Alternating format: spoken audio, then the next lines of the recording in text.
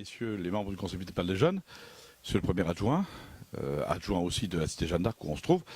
Ce qui est important de dire aujourd'hui, c'est qu'on a souhaité, bien sûr, vous montrer non seulement le SIDEM, ce qui s'y passe, la vocation finalement de ce SIDEM, le tri, pourquoi on trie, et pourquoi quelque part trier autant, les déchets que vous avez pu voir les uns et les autres, le nombre de déchets qui est généré par finalement tous les habitants, 500 kilos par habitant et par an, c'est pas trop mal. Vous avez vu les journaux, vous avez vu les cartons, vous avez vu les boîtes de conserve, vous avez vu finalement les coca, vous avez vu tout ce qui finalement fait de notre vie une vie sympathique, mais finalement avec des déchets qu'il faut finalement trier, qu'il faut valoriser, qu'il faut finalement adapter à la vie de tous les jours. Alors, je suis très content que vous ayez pu le voir et très content aussi qu'on puisse ensemble un petit peu débattre de tous ces déchets et dans un site ici, cité Jeanne d'Arc, où les déchets créent aussi de l'emploi, puisque nous sommes quasiment à 40 personnes qui aujourd'hui trouvent du travail grâce bien sûr à ce SIDEM et à ce centre de tri, mon cher Serge, qui est ici à Jeanne d'Arc. L'importance pour nous, c'est finalement montrer aux générations futures qu'on ne veut pas finalement leur laisser les déchets, qu'il faut bien finalement trouver des solutions. Et aussi demander, bien sûr, à la présidente du Conseil municipal des jeunes et avec sa commission de l'environnement, de réfléchir aussi sur des choses qui sont pertinentes pour les jeunes et notamment qui vont pouvoir faire avancer un petit peu l'humanité dans cette problématique des déchets ménagers, puisqu'il s'agit bien de déchets ménagers qu'on trie ici. Voilà, je suis très heureux de vous accueillir tous ici et je salue l'initiative d'André parce que c'est vrai que quelque part, il faut faire voir ce qu'on traite pour comprendre l'action du SIDEM. Parce qu'en fait, on parlait effectivement 500 tonnes an. Pour vous faire une image de ce que ça représente, ça fait de l'ordre de 200 000 tonnes de déchets par an.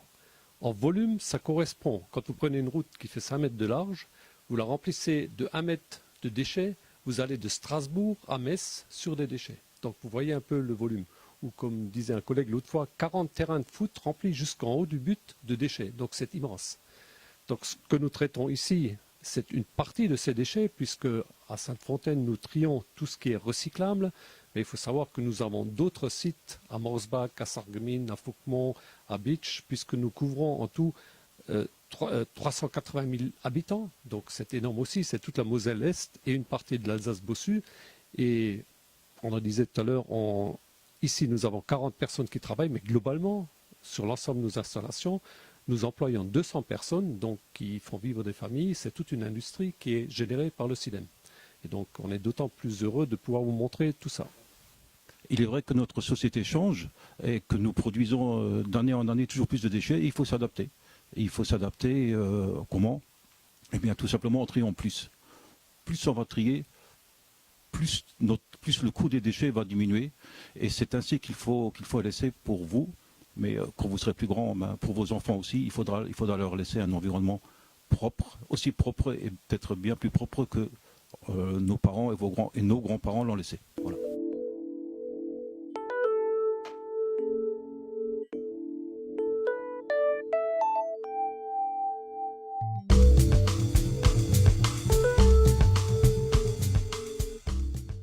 Je crois qu'il était très intéressant, en tous les cas, pour tous les jeunes, de pouvoir poser des questions au président sur ce qu'il fait, sur les préoccupations aussi de la jeunesse, sur peut-être des idées qu'ils ont pour recycler autrement demain, ou des initiatives qu'ils ont dans leur école respective, qui pourraient être prises en compte par le SIDEM un jour. Donc je vais passer la parole à notre présidente féminine du Conseil municipal des jeunes. Je m'appelle Alissa Demange, je suis présidente du Conseil municipal des jeunes. J'ai 12 ans et je vis à Saint-Avold. Alors, quels gestes supplémentaires devons-nous effectuer en passant au multiflux? Oui, c'est très simple, parce qu'avec le multiflux, en fait, il n'y a qu'un seul geste supplémentaire à faire. Dans le temps, vous aviez un sac où il fallait mettre tout ce qui était recyclable dedans. Maintenant, vous avez 2 sacs supplémentaires.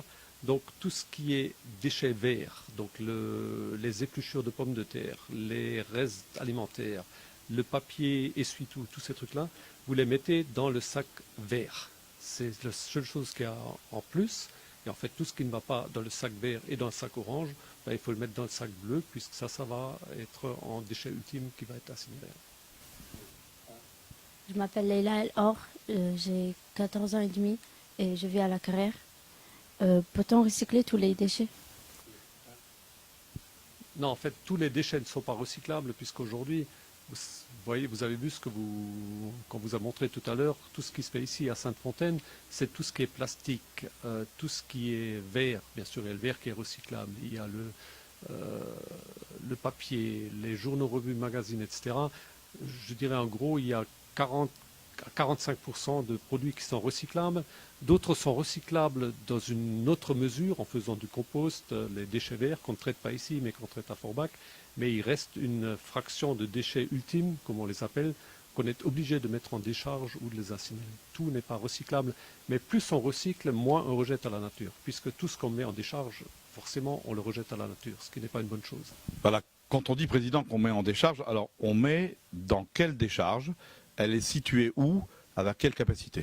Mais en fait, donc, la décharge utilisée actuellement, puisqu'on a un contrat avec CITA, c'est à Tétin-sur-Nide, qui n'est pas tellement loin de chez nous, mais je ne devrais pas le dire, mais c'est le déchet, la mise en décharge qui nous revient le plus cher dans la partie traitement des ordures ménagères. Donc, plus on met en décharge, plus ça nous revient cher. Je m'appelle Noé Benasser, j'ai 13 ans, je vis à la Carrière. Est-ce que les métiers d'environnement sont-ils des métiers de l'avenir? Oui, bien sûr, les métiers de l'environnement aujourd'hui, je dirais, c'est un des créneaux les plus porteurs, parce que non seulement on se rend compte tous les jours qu'il faut travailler pour l'environnement, donc que ce soit au point de vue recyclerie, au point de vue déchets, etc., mais je dirais même la réglementation, donc la loi actuellement qui est en vigueur et qui va encore être en vigueur, obligera de plus en plus les gens à traiter, à jeter de moins en moins de déchets, etc. Donc tout ça va dans le sens d'un traitement, d'une valorisation. Qui dit valorisation dit forcément besoin en hommes et en matériel pour gérer cette filière. Donc c'est sûr que c'est un métier très prometteur, c'est clair. Je m'appelle Annika Tasnim, j'ai 13 ans et je vis à la Carrière. Pourquoi est-il important de bien trier ces déchets? Ben, la réponse, on l'a un peu dit tout à l'heure, parce que tout ce qui n'est pas bien trié, forcément, va en décharge. Donc le but n'est pas seulement de ne pas le mettre en décharge à cause du prix, mais aussi de pouvoir recycler un maximum de matière. Parce qu'on a vu, on vous a montré tout à l'heure qu'avec les bouteilles, on pouvait faire des pulls, avec le papier, on peut faire du nouveau papier. Donc plus on récupère de matériaux dans les déchets, moins on a besoin de couper des forêts, de faire du nouveau, donc du papier avec du bois, etc., ou d'avoir de nouvelles matières premières de pétrole pour faire du polaire, etc. Donc il vaut mieux prendre les matières premières dans les anciennes, dans les déchets, plutôt que de faire du neuf. Je m'appelle Chloé Bourg, j'ai 12 ans, je suis au collège Jean de La Fontaine. Nos déchets ont de la ressource, c'est la signature du SIDEM que l'on voit apposée sur les sacs multiflux, les véhicules du SIDEM ou encore votre site internet. Mais qu'est-ce que ça signifie en effet? Les déchets ont effectivement de la ressource parce que, comme je le disais tout à l'heure, tout ce qu'on peut tirer des ressources, que ce soit de nouvelles matières premières pour des matériaux qu'on va faire, comme même pour les déchets qu'on met en méthanisation, on peut en tirer du gaz, on peut en tirer donc du gaz pour faire tourner les voitures, les camions. Savoir que tous les camions verts que vous voyez sur les routes fonctionnent au gaz qui est produit avec les déchets. Donc il y a le gaz, il y a l'électricité qui est réinjectée dans le réseau électrique. Ça se trouve, vous à la maison ou ailleurs, quand vous allumez l'ampoule, c'est grâce à l'électricité qui est produite au SIDEM. Et dans tous les domaines comme ça, tous les déchets peuvent être récupérés quelque part. Il y a une valorisation thermique aussi. On peut faire de la chaleur. On peut chauffer des locaux avec ce qu'on méthanise. Donc les déchets ont effectivement de la ressource, quel que soit leur domaine. Sauf, quelque part, j'en reviens toujours à ce qu'on met en décharge. Puisque là, ça revient à la nature, ça reste dans la nature. Mais tout ce qu'on peut recycler ramène des ressources. Bonjour, je me présente. Je m'appelle Anna-Livia Niculae. Je suis en 5e C à l'école de Sainte-Chrétienne. Et j'habite à Saint-Avold. Alors, comment faites-vous avec les refus de tri? Mais en fait, le refus de tri nous revient très cher. Donc, il y a le refus de tri, donc c'est en fait tout ce qui est mal trié, c'est-à-dire quand on met quelque chose dans le mauvais sachet ou quand vous mettez dans le sachet des choses qui sont trop petites, qui ne tiennent pas. Vous avez vu les bandes de tri qui tombent par terre, etc. Peut-être ça revient très cher. Pourquoi? Parce que premièrement, déjà, on a payé la collecte, on a payé le transporteur pour le ramener à Sainte-Fontaine, alors qu'à Sainte-Fontaine, on ne peut rien en faire, donc on va être obligé de le recharger et de le mettre ailleurs. Et ce ailleurs, c'est qu'on va traiter ce déchet, on n'aura pas 36 solutions. soit il n'y a pas de fermentescible dedans, donc il n'y a pas de déchets verts, auquel cas on peut l'incinérer. Mais si en plus il y a du fermentescible dedans, on n'a même pas le droit de l'incinérer, donc on est obligé de le mettre en décharge. Donc c'est des déchets qui sont manipulés 2-3 fois pour terminer à la poubelle, à la décharge, oui, à la poubelle comme on disait dans le temps. Mais donc c'est vraiment beaucoup trop cher pour faire un mauvais geste. Donc on en revient toujours au même, il faut toujours trier bien, trier mieux pour avoir une efficacité et faire baisser le prix à la fin, c'est clair. Je suis très content de voir, en tous les cas, en regardant les grands, puisque maintenant c'est les collégiens, donc c'est les grands, les voir s'intéresser à l'environnement. Je crois que l'environnement, c'est quelque chose de fort, c'est quelque chose, quelque part, qu'il nous faut faire pour demain, en tous les cas pour vos générations.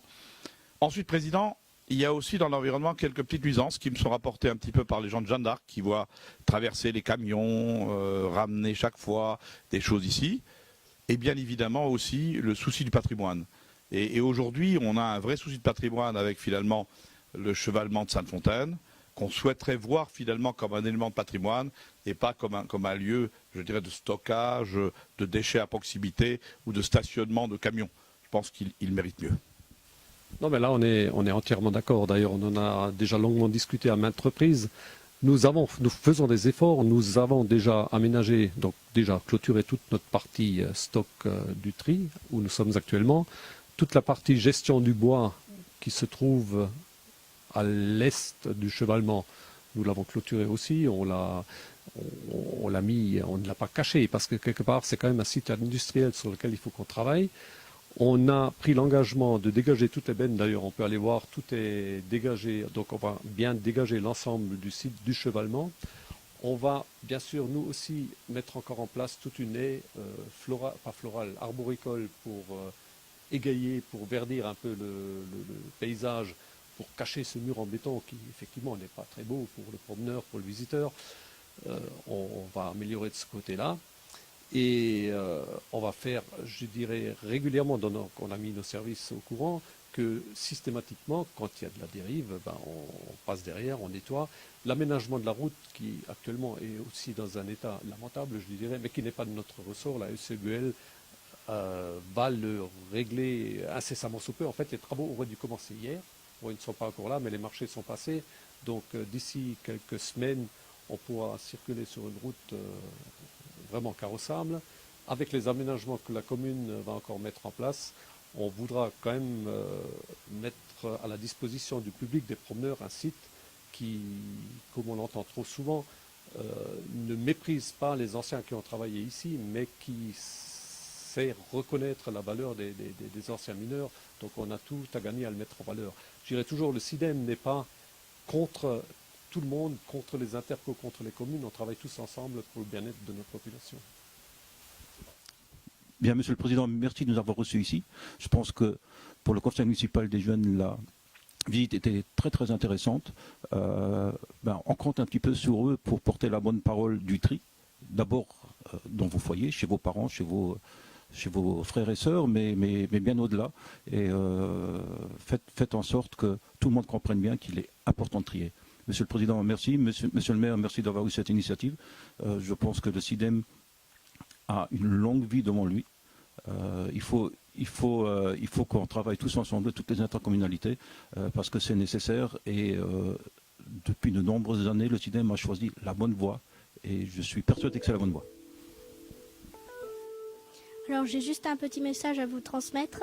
Faites attention et triez bien vos déchets car notre avenir dépend de vous et de nos générations suivantes. Merci bien.